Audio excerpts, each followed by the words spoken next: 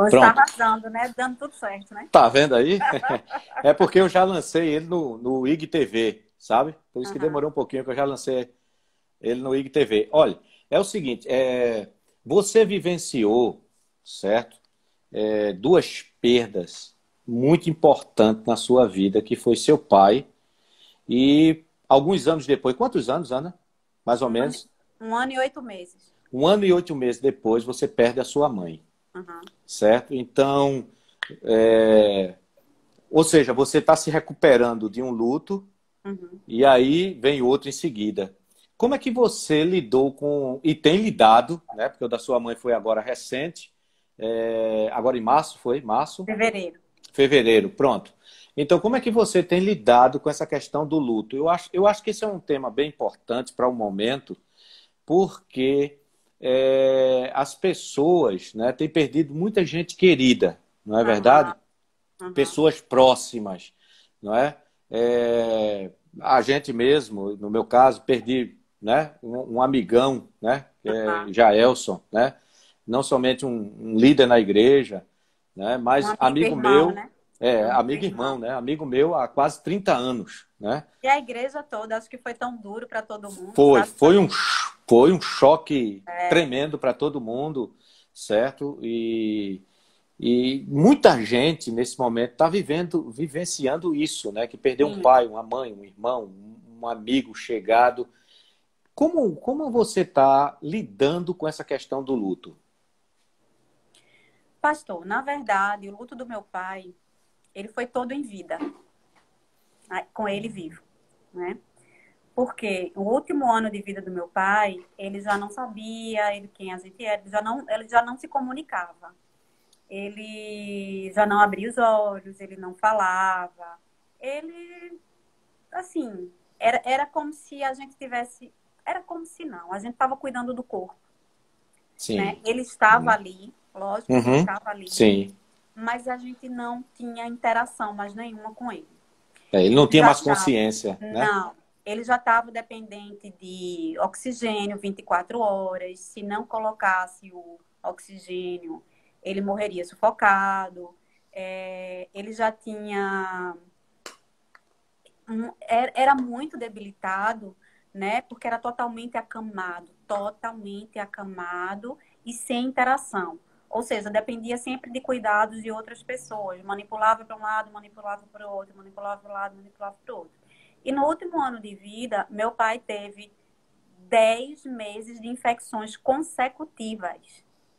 Então, foram 10 meses de antibiótico, 10 meses de intercorrências, 10 meses de sofrimento. Todas, assim, meu pai terminava a infecção, aí no outro mês já estava com outra, sabe?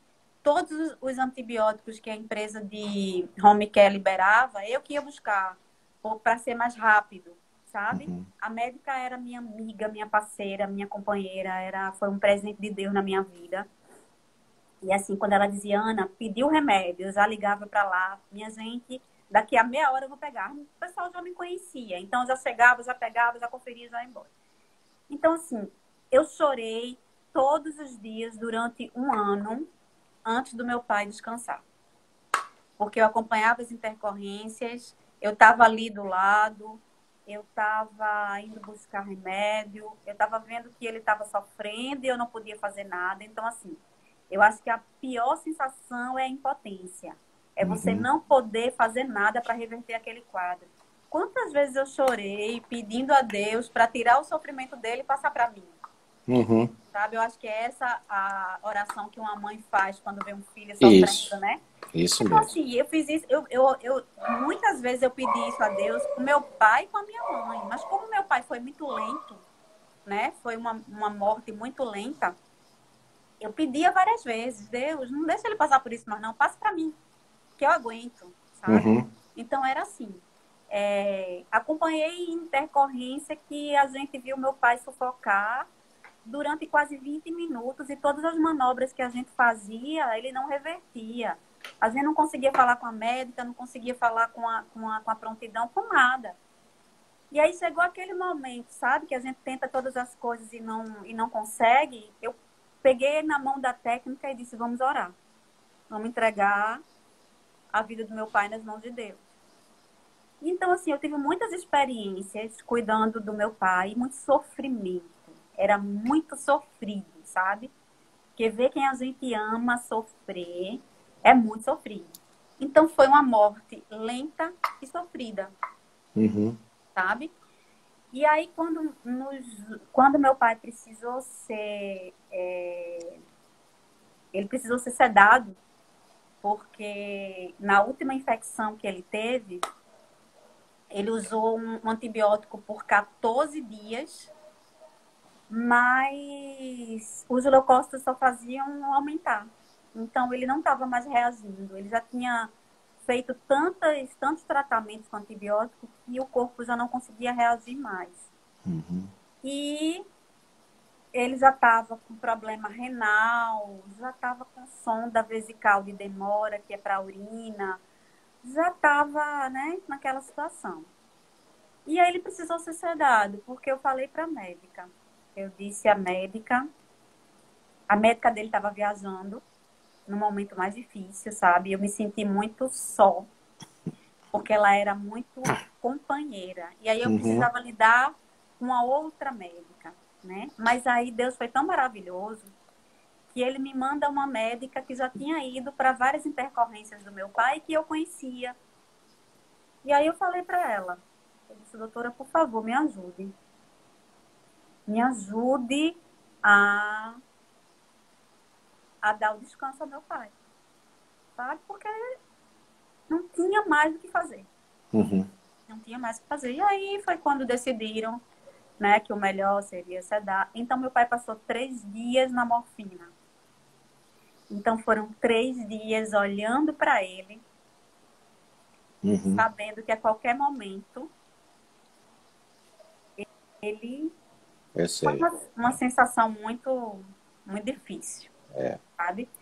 Então, assim, o meu luto foi antes, Uhum. sabe? Meu luto Uhum. foi antes. Foi um luto doloroso, um luto sofrido, sabe? Eu muitas vezes me ajoelhava no quarto e pedia misericórdia a Deus, sabe?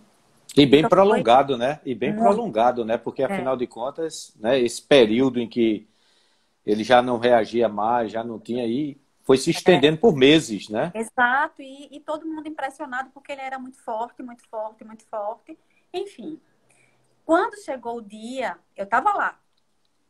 É, Uhum. eu estava na sala, e quer dizer, eu estava no quarto, a Fono chegou e aí ela saiu. Eu saí, ela pediu para que eu saísse porque meu pai estava sendo aspirado. Ele já era aspirado 3 vezes ao dia. Eu presenciava a aspiração, eu cheguei a aspirar meu pai também, sabe? Então, assim, era tudo muito sofrido. Quando ela disse, Ana, a gente vai aspirar, mas eu prefiro que você saia, porque ele já estava, né, sedado, e aí não era legal que eu presenciasse. Só que ele estava ligado a um oxímetro, e esse oxímetro tinha alarme.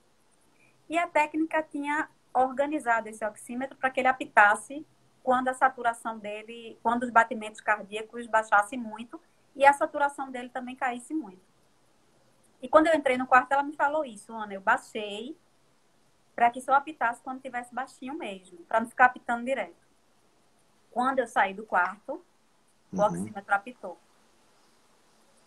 E aí eu disse, tá chegando a hora. Aí sentei na cadeira e fui fazer umas coisas de manhã para ocupar a cabeça. Daqui a pouco o oxímetro apitou, pi, aí foi, pi, pi, pi, pi, pi, e parou. Uhum. Eu sabia que ele tinha ido embora. Mas elas só me chamaram quando organizaram tudo e eu entrei. E naquele momento, quando eu olhei para o meu pai, algumas pessoas podem não entender isso, mas é aquela coisa, só sabe quando vive, né? E aí, quando eu olhei para o meu pai, eu disse, Senhor, muito obrigada. Uhum. Muito obrigada, porque meu pai agora descansa. Ele Isso. não vai ser mais manipulado, ele não vai ser mais aspirado, não vai ter mais sonda, não vai ter mais sofrimento, não vai ter mais dor, não vai ter mais nada. Ele agora descansa. E aí, pastor, a paz que invadiu meu coração, ela era tão grande que eu não consigo Uhum. até hoje descrever. Não consigo, sabe? Eu Não creio. consigo, não consigo mesmo. E aí foi assim, o luto do meu pai foi vivido com ele em vida, Uhum. sabe? Entendo. E aí o que acontece? Quando meu pai faleceu, eu não tive tempo de esmorecer, sabe? Porque minha mãe estava frágil. Minha mãe, ela buscava em meu pai a força para ela reagir. E ela achava que, embora antes de papai, mesmo papai estando no home care, porque ela sempre achou papai forte. Uhum. E aí foi aquela coisa, eu não tive tempo para respirar, não. A gente vai e seguir o embalo cuidando de manhã, entendeu? E aí minha mãe começou a ficar mais debilitada, E o que acontece? No meio do ano, minha mãe passou mal, a gente levou ela para o hospital e minha mãe teve que colocar um marca-passo. E aí começou uma outra saga, Uhum. sem que a primeira tivesse terminado, Isso. né? É Então verdade. foi tudo mais complicado. Minha mãe já estava com Parkinson diagnosticado, já estava tomando anticonvulsivante, era hipertensa, e aí agora marca-passo, né? E aí marca-passo, e aí volta para casa, depois do marca-passo, ela entrou em delírio, ela ficou totalmente fora do contexto. Por quê? Porque quando ela foi socorrida para colocar o marca-passo, a saturação dela baixou muito e o cérebro ficou quase sem oxigenação. E aí, como ela já tinha uma doença neurodegenerativa, o neurologista explicou que isso foi um choque muito grande para o cérebro. E aí, para ele se reestruturar, porque aí caiu muito, depois veio o marca-passo com uma frequência maior, e aí foi que embaralhou tudo. Então, foi uma situação muito difícil, porque ela ficava desorientada, ficou muito complicado. E aí foi uma intercorrência atrás da outra, ela começou a ter infecções urinárias uma atrás da outra, até chegar a ter um intervalo de uma semana de uma infecção para outra, sabe? E aí eu estava revivendo tudo que eu tinha vivido com meu pai 1 ano e 8 meses depois do É. falecimento dele. Na verdade, eu revivi emendando, É, né? realmente. Revivi emendando. Era como se eu Emendando. estivesse vivendo uma outra história, Uhum. mas não saí da primeira, Sim, entendeu? entendi. E aí o que acontece? Minha mãe foi internada no mês de novembro, não, minto, no mês de dezembro do ano passado e não voltou mais, né? Ali eu falo para os meus irmãos que Deus nos ensinou, diante do que a gente viveu com meu pai, Deus ensinou a gente a enfrentar o que viria a acontecer com minha mãe, sabe? Porque ali eu já entendi algumas coisas, eu já não, sabe? A minha oração já era diferente. A gente queria dar tudo que era possível a ela, porque aí o que é que acontece? Nesse último internamento, ela foi diagnosticada com insuficiência cardíaca grave e com um problema na válvula mitral que tinha que ter cirurgia e para ela era impossível. Então não tinha jeito, Uhum. entendeu? Eu não tinha como. Entendi. A tendência era os batimentos cardíacos irem caindo, a tendência era ela ter derrame pleural, que ela já tinha tido uma vez, aí teve novamente, porque a partir do momento que o coração não bombeia, os pulmões encharcam. E aí Uhum. ia ser um círculo vicioso, ia ser uma infecção atrás da outra, e aí foi aquela confusão, né? Aquela coisa de hospital todos os dias. Minha mãe foi internada em dezembro e faleceu em fevereiro. Mas assim, quando o médico falou pra gente que não tinha jeito, naquele dia, a gente chorou a perda da minha mãe. Uhum. Quando ele disse, não tem jeito. A tendência vai ser sempre acontecer alguma coisa e ela precisar de intervenção. E aí vocês é que sabem se ela vai ser entubada, se prolonga, se isso, que aquilo, não sei o que, bererê, entendeu? E aí partiu para isso novamente. Eu disse, não, a gente quer que ela viva o restante do tempo com a gente. Mesmo que seja Uhum. no hospital, mas perto da gente, sentindo o nosso amor, a nossa Uhum. presença, sabe? E convivendo com a gente. Então foi diferente do meu pai. Meu pai não tinha interação, mas minha mãe tinha total interação. Minha mãe sabia quem a gente era, minha mãe conversava, minha mãe perguntava, minha mãe se preocupava, ela conversava com a gente, né? Então, assim, ali a gente estava se relacionando e sabendo que não tinha jeito, que poderia acontecer a qualquer momento, porque o diagnóstico dela era um diagnóstico que levava a possibilidade dela ter morte súbita a qualquer momento. Uhum. E aí a gente não sabia se no outro dia ela estaria ali, né? Então, assim, eu e meus irmãos íamos todos os dias para o hospital. Todos os dias. Quando ela foi para a UTI, eu fiquei com ela na UTI. Eu passava a tarde toda com ela na UTI. Porque a UTI é muito ruim para quem está com consciência, principalmente para idoso. Então, eles abrem uma exceção para quem está acompanhando idoso. Uhum. E aí eu fiquei lá. Então, foi outro luto, sabe? É. Foi uma outra forma de perder. E assim, minha mãe também precisou ser sedada, porque ela, nos últimos dias, ela começou a entrar em sofrimento. Só que o coração estava tão fraquinho que minha mãe foi sedada num dia e descansou no outro dia, diferente do meu pai. Então, minha mãe descansou com menos de 24 horas sedada, sabe? E aí, eu fui para lá no outro dia, pela manhã, ela já estava sedada. Meu irmão Uhum. chegou, conversou com ela, tudo. Eu chorei durante 2 horas contadas de relógio, que foi o tempo que eu cheguei até o tempo dela descansar. Primeira coisa que eu fiz foi colocar louvores, Uhum. sabe, no celular. E eu chorava feito caçoeira. Chorava glorificando a Deus, chorava me despedindo dela. Uhum. E olhando para ela, de mãos dadas com ela, eu vi o último suspiro dela. Eu estava lá, É. sabe? Então, assim, difícil, mas naquele momento também é um momento de muita paz. Uhum. Porque não era justo. Não era justo que ela sofresse, não era justo que ela tivesse aquela situação prolongada. Porque quando a gente ama, a gente não pode ser egoísta, né?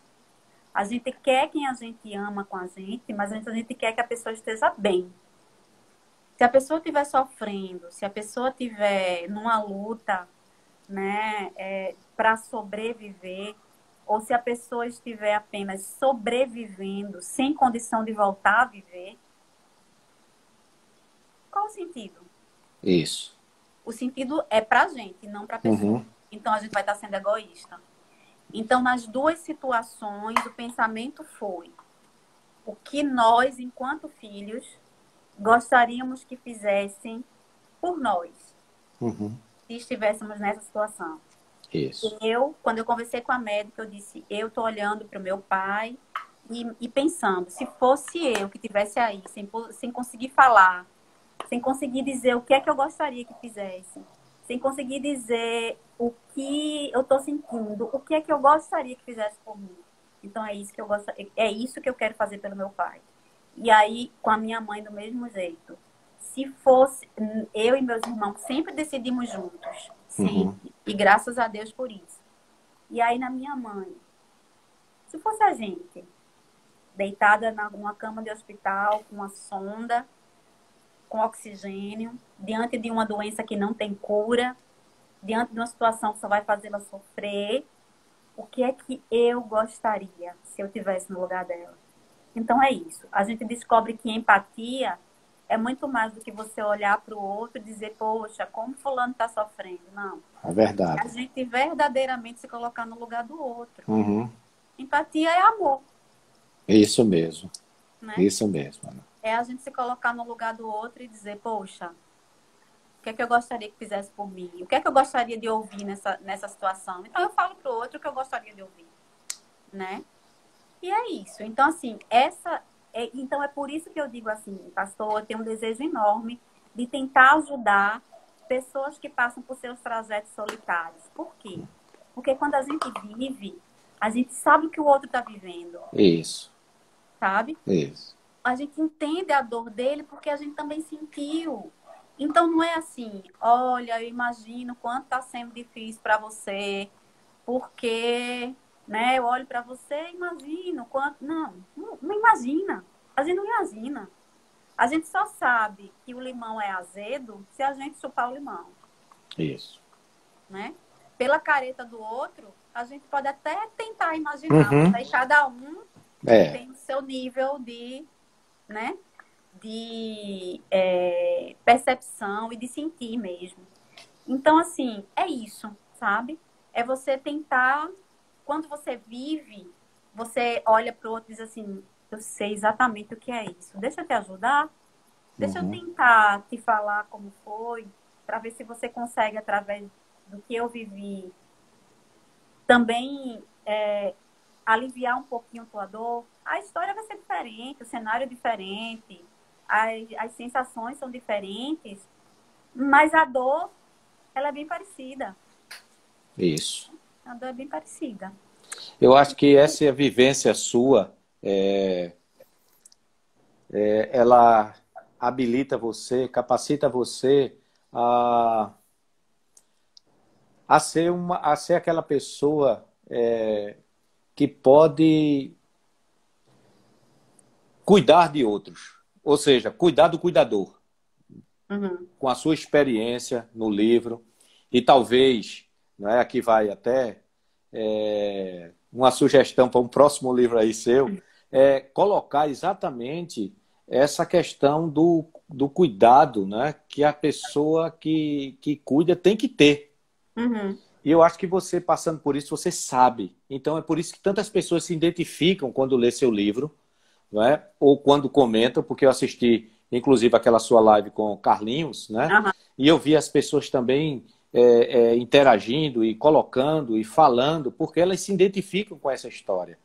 E muitas vezes as pessoas não sabem a quem recorrer, né? Exato. Então, e aquele, né?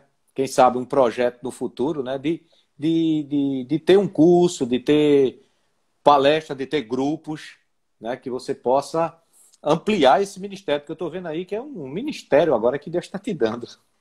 Tem uma amiga minha falando aqui, Tatiana, é minha amiga de infância. Aí ela sempre diz que a gente tem que eu tenho que ajudar elas a cuidar dos pais quando eles estiverem envelhecendo. Tá vendo aí? Então, mais pessoas e cada vez mais vão precisar de um apoio, né? A população brasileira está envelhecendo, então, cada vez mais as pessoas vão ter que aprender a lidar com, com os idosos, né? Principalmente com as debilitações, com a questão da própria fragilidade da velhice, né? Da morte, da doença. Então as pessoas vão ter que aprender a lidar com isso. Né? Porque às vezes, olha, Ana, tem pessoas que falta paciência, não é? Falta. Falta paciência com aquele que está ali doente, E dentro do né? processo é natural, porque você vive Não sob é? pressão, né? Isso, isso. Aí essas pessoas precisam saber que esses sentimentos delas são É normais natural, e, é. né, natural, e que elas precisam ter, assim, elas precisam saber como lidar com eles, assim como você foi aprendendo no processo e lidou, né, E a com essa gente se sente situação. culpado quando em algum momento a gente quer viver um pouquinho a nossa vida, Uhum. sabe? Porque é como se eu estivesse abandonando a pessoa. E É, aí, em meio a esse contexto, eu casei, né? E aí, eu descobri com isso que, assim, eu falo isso no livro também, né?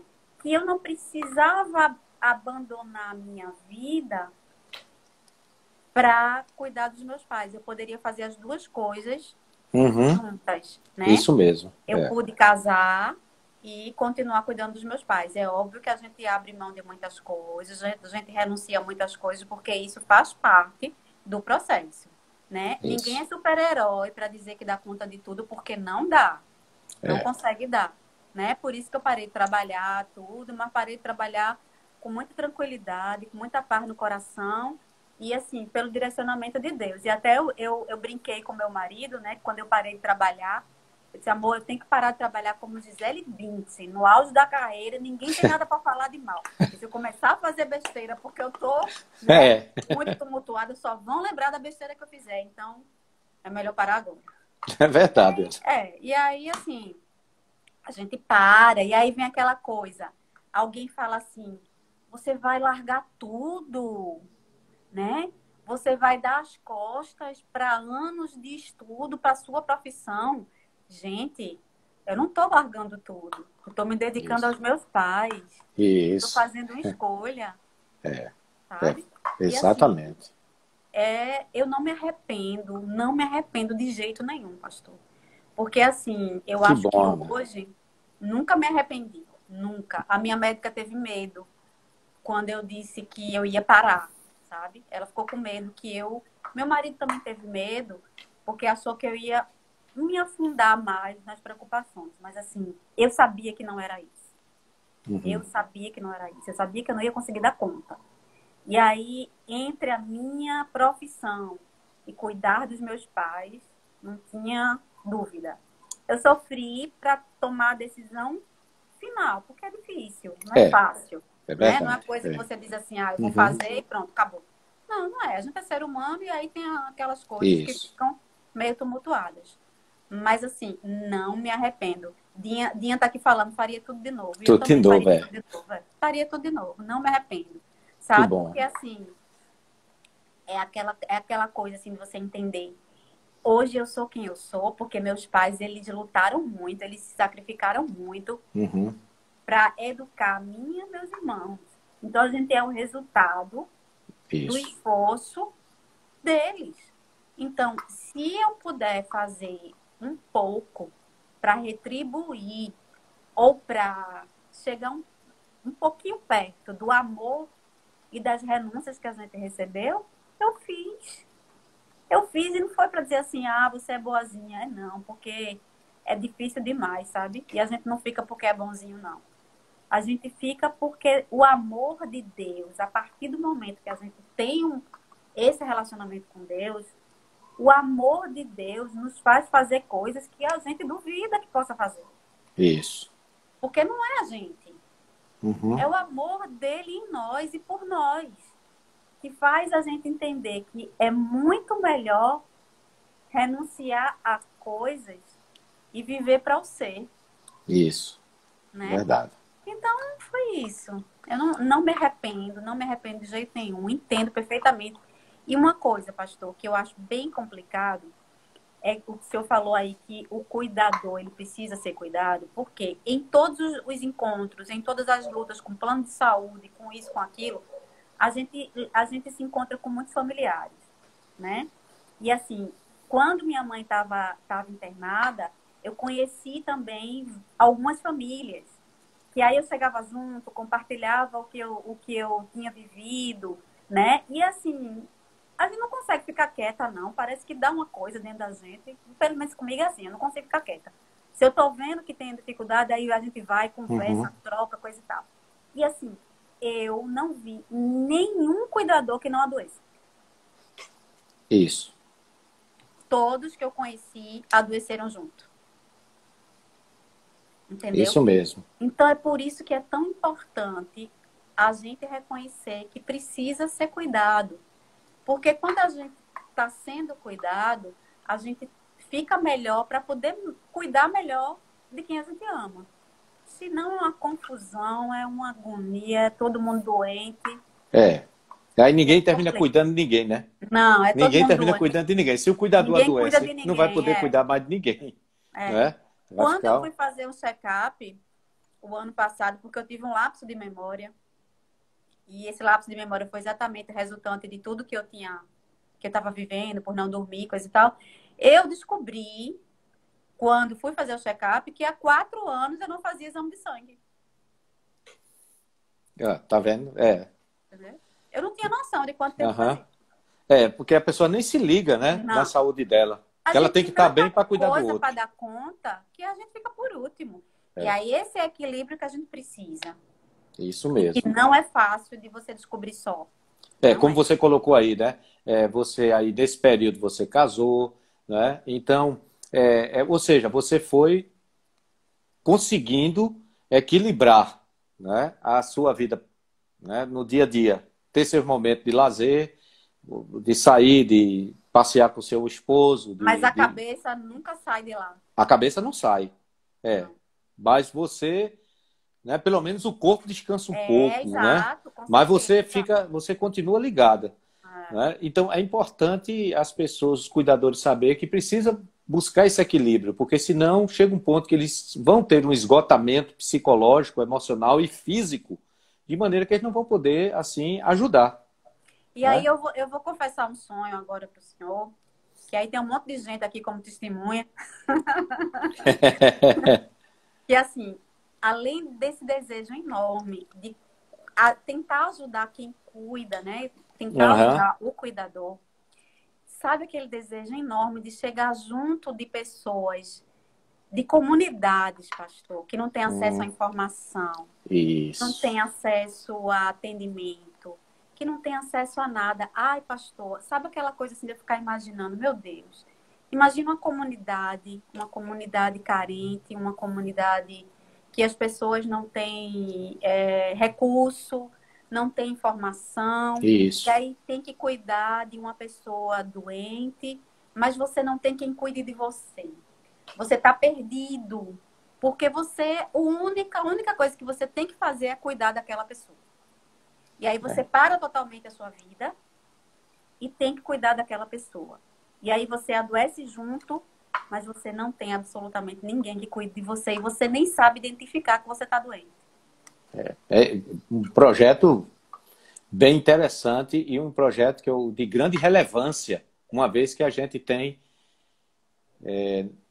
muitas comunidades, né, Não é? carentes, né, que as pessoas vivem isso e que às vezes nem são vistas, Não né? são Não são vistas, é isso. vistas, Não são né? vistas, não são lembradas. Isso é Meu sonho. importante. Tá certo, Ana. Olha, foi tão bom, Ana, conversar com você, Também achei. bater esse papo aqui, né? Foi tão bom você poder falar aí mais aí para as pessoas. E olha, gente, olha, tá vendo aqui o O trajeto livro, da minha dor gente. ao amor. Esse livro aqui é uma bênção, viu? E você pode entrar no Instagram de Ana e encomendar diretamente a ela esse livro aqui, tá certo? Exato. Ana, olha, para mim foi uma alegria. Eu queria que você deixasse uma mensagem final aí pro pessoal, antes da gente encerrar. Pastor, eu vou deixar uma mensagem que veio no meu coração agora, que eu até falei um pouquinho sobre isso ontem, sabe? É, que é difícil a gente cuidar de quem a gente ama, é difícil a gente renunciar, é difícil a gente enfrentar uma depressão, é difícil a gente enfrentar uma situação que você olha para o lado, olha para o outro e você tá só. Por quê? Mesmo que você esteja rodeado de pessoas, mesmo que você tenha pessoas te ajudando, é uma dor sua, é uma coisa que só você sente, é uma maneira que você encara diferente das outras pessoas que estão do seu lado. Eu e meus irmãos, eu tenho uma maneira de ver, meus irmãos têm a maneira deles, eu como mulher mais sensível, menos objetiva, eu abraço de um jeito diferente. É muito difícil. Mas é possível a gente passar por tudo isso. É possível a gente enfrentar com equilíbrio. É possível a gente ter ajuda. Não tenha medo de pedir ajuda. Não tenha medo de dizer que não está conseguindo dar conta. Não tenha medo de dizer que está difícil. Não é Isso. vergonha, sabe? Às vezes a gente tenta ser tão forte que adoece porque tentou ser forte demais. Então, assim, ao invés de ter vergonha, tenha orgulho, entre aspas, de ser um guerreiro, de ser uma Isso. guerreira, de Uhum. ser uma pessoa que encarou o desafio. Então, isso não é Isso. vergonha. E, acima de tudo, procura em Deus, né? Procura em Deus o amor, o consolo, o conforto, chora no colo dele. Ah, eu fiz isso várias vezes. Chora no colo dele, abre teu coração com tuas palavras e dizer, Senhor, não aguento. Senhor, o que é que eu faço? Me mostra o que fazer. Eu não sei se vou dar conta, sabe? Eu falei em outra oportunidade, eu nunca tive vontade de tirar minha vida em meio à depressão, Uhum. em meio aos conflitos, mas em muitas situações eu achei que não ia conseguir. Sim. E nessas situações que eu achei que não ia conseguir, eu não tinha o psiquiatra do meu lado, eu não tinha o psicólogo do meu lado, mas eu tinha Deus. Isso. Então era com ele que eu dizia, Senhor, tem misericórdia, eu acho que eu não vou conseguir, me ajuda. Então é isso, sabe? É possível sim, mas é muito melhor estar de mãos dadas do que estar só. Então não desiste, só procura ajuda. E procura ajuda certa, ajuda responsável, né? Uma ajuda para te dar as mãos e dizer, eu vou junto com você. E a gente vai em frente, eu vou te ajudar no que eu puder, mas você vai passar. Lá na frente vai passar e você vai entender que valeu a pena. Que bom, Ana, viu? Que bom. Eu queria agradecer Ó, mais uma vez. O pastor Climério está dizendo que perdeu a vaga dele Isso. nas lives. Ele está dizendo, né, que vai perder. Ô, pastor! Ana, que bom, Ana, viu? Conversar com você. Eu queria agradecer a todo o pessoal que nos acompanhou, né, durante 1 hora e 40 minutos, mais ou menos. Olha para aí, Já? viu? Porque Nossa! a gente terminou 5 minutos antes e já vai aí com 40 minutos quase que a gente começou, né? É, não. Então, foi mais ou menos isso, 1 hora e 35 minutos, né? E no instante passou e foi um papo assim muito agradável, né? Que Deus abençoe Que você. bom. Dá um Amém. abração aí, Jefferson, tá Tô certo? sim. Né? E Tô. todo mundo aí, Deus abençoe e Obrigada, minha gente. Obrigada, pastor, pela oportunidade, pela conversa maravilhosa. Obrigada por todo o carinho sempre, por ouvir minhas palavras, por aham. enxugar minhas lágrimas tantas vezes. Tá certo, querida. Deus abençoe. Tchau. Pastor Tchau aí. Climério, obrigada, mas deu tudo certo. Deu tudo certo. Deu tudo certo. Tchau. Tchau.